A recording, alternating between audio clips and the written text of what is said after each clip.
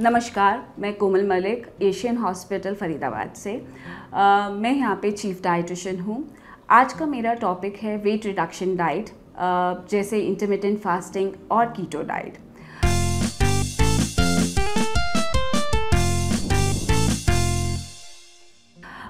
हम आजकल बहुत ज़्यादा वेट रिडक्शन के बारे में पढ़ते हैं डिफरेंट बुक्स में, मैगज़ीन्स में, वेबसाइट्स में। बट जब भी हम वेट रिडक्शन की बात करते हैं तो हमें अपने एम को डिसाइड करना चाहिए।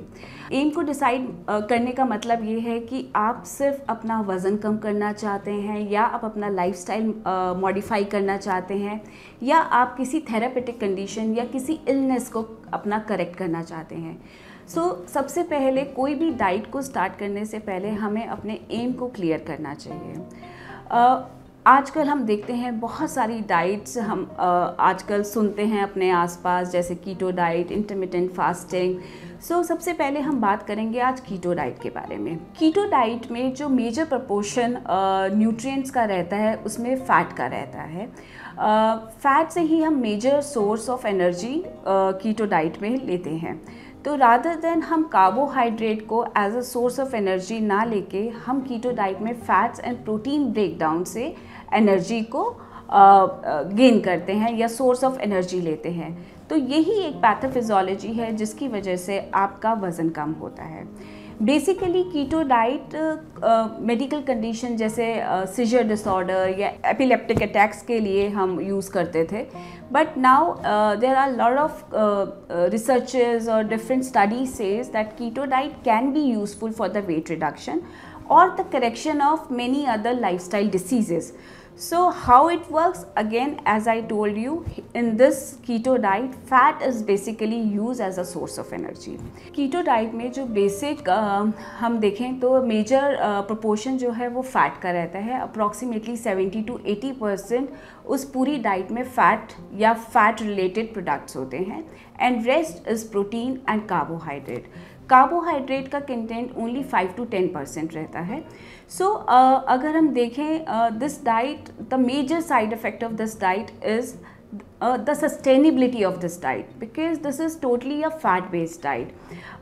सस्टेनेबिलिटी का बहुत ज़्यादा इशू है, और अगर आप ये डाइट को फॉलो करते हैं तो आप शॉर्ट टर्म के लिए फॉलो कर सकते हैं, आप उसे लॉन्ग टर्म के लिए फॉलो नहीं कर सकते। बिकॉज अगर आप डाइट में बहुत ज़्यादा फैट लेंगे तो अदर आपको प्रॉब्लम्स हो सकती हैं, जैसे किडनी स्टोन्स बनने की आपकी जो फॉर्मेशन है वो फास्ट हो जाती है, या यूरिक एसिड स्टोन की फॉर्मेशन होना ज़्यादा हो जाता है। कॉन्स्टिपेशन एक बहुत बड़ा मेजर सिम्टम रहता है if you follow keto diet for a longer period. तो सबसे इम्पॉर्टेंट है कि आप कीटो डाइट फॉलो करें, उसका आप रिज़ल्ट भी देखेंगे वेट रिडक्शन में, बट आप उसे शॉर्ट टाइम के लिए फॉलो करें। आप 1 or 2 months फॉलो करके then you just take a break, फिर आप अपनी मेंटेनेंस डाइट पे आएँ, एंड इसी तरह से आप कीटो डाइट को 1-2 months फॉलो करके फिर आप उसके बाद मेंटेनेंस डाइट पे रह सकते हैं। तो जब हम बात करते हैं फैट रिच डाइट, तो इसमें हम सैचुरेटेड फ़ैट की भी बात करते हैं, अनसैचुरेटेड फ़ैट की भी बात करते हैं। हम इसमें फ्रेश कट चिकन, फिश, इसका भी इंटेक करते हैं। सैचुरेटेड एंड अनसैचुरेटेड फ़ैट में हम कोकोनट मिल्क और कोकोनट ऑयल का यूज़ करते हैं कीटो डाइट में। हम नट्स एंड सीड्स को यूज़ करते हैं मैक्सिमम, प्लस हम इसमें एवोकाडो को as a source of fat use करते हैं। तो कीटो डाइट आप फॉलो कर सकते हैं, आप उसका रिज़ल्ट देख सकते हैं, बट आप उसको लॉन्ग टर्म के लिए फॉलो नहीं कर सकते, बिकॉज उससे रिलेटेड बहुत सारी अदर इश्यूज़ एसोसिएट होती हैं। सेकेंडली हम बात करेंगे इंटरमिटेंट फास्टिंग के बारे में। Intermittent fasting as we say that आप उसमें पर्टिकुलर पीरियड के लिए आप नहीं खाते हैं। आप डिफरेंट तरह की इंटरमिटेंट फास्टिंग होती है, जैसे आप very common intermittent fasting is 12 hour fasting, और 14 hours is to 10 hours fasting, 16 is to 8 hours fasting, alternate day fasting, और second bi-weekly you can go for a fasting। तो ये डिफरेंट टाइप की intermittent fasting रहती हैं। Very commonly use intermittent fasting is 16 is to 8 और 14 is to 10 window fasting period. So in 16:10 and 14:8, that 8 hours and 10 hours, it is your eating window, and rest 14 or 16 respectively, it is your fasting window. Fasting window में आपको कुछ नहीं खाना होता. आप अगर लेना चाहें तो आप ग्रीन टी और black T without adding sugar आप वो ले सकते हैं, या आप प्लेन लेमन वाटर ले सकते हैं. वेयर एज जो आपका ईटिंग विंडो रहता है, जो आपका अक्सर 8 घंटे का या 10 घंटे का ईटिंग विंडो रहता है, उस टाइम पे आप 2 मेजर मील ले सकते हैं एंड 1 and 2 माइनर मील ले सकते हैं. माइनर मील आप उसमें कुछ बेवरेज भी ले सकते हैं या कोई भी प्रोटीन बेस्ड हेल्दी स्नैक ले सकते हैं. एंड जो आपके 2 मेजर मील होते हैं, that also to be it should be healthy. It should have vegetable, it should have whole serials.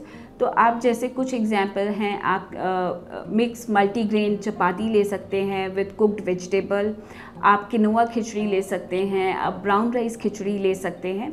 सो जब हमारा ईटिंग विंडो रहता है तो उस ईटिंग विंडो में डजंट मीन कि आप अनहेल्दी फूड का ग्रैब करें.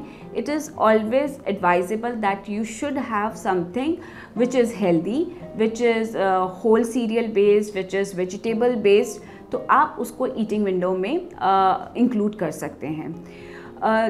यहाँ पे भी हम अगर बात करें, इंटरमिटेंट फास्टिंग के भी काफ़ी बेनिफिट्स हैं. इंटरमिटेंट फास्टिंग बहुत ही कॉमनली यूज़ होता है वेट रिडक्शन के लिए एंड लाइफस्टाइल मॉडिफिकेशन के लिए.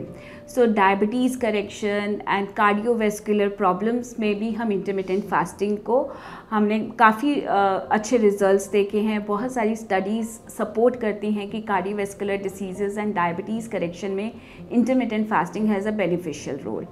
But on the other hand, because it is like it has a lot of side effects too.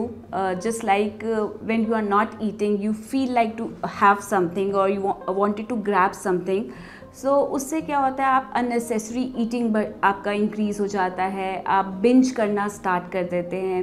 Sometimes it leads to depression. So it is always advisable whenever you wanted to start any kind of diet, it could be keto diet or intermittent fasting, please consult with the dietitian or certified nutrition before starting any kind of diet plan for your weight loss or for your lifestyle modification or your therapeutic modifications. Thank you.